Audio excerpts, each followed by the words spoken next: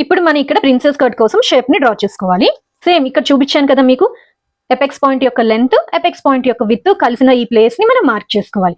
Apex point యొక్క length ఎంత ఉంది మనకి ఇక్కడ 9 ఇంచెస్. టేప్ ని పైన పెట్టుకుని ఇక్కడ నుంచి 9 ఇంచెస్ దగ్గర ఫస్ట్ ఒక డాట్ పెట్టుకోవాలి.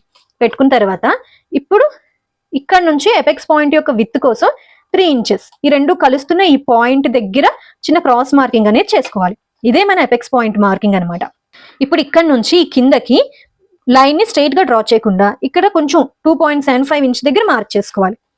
ఇక్కడ నుంచి చిన్న లోపలికి ఈ విధంగా చేసుకుని ఇప్పుడు ఈ విధంగా ఒక లైన్ ని డ్రా చేసుకోవాలి.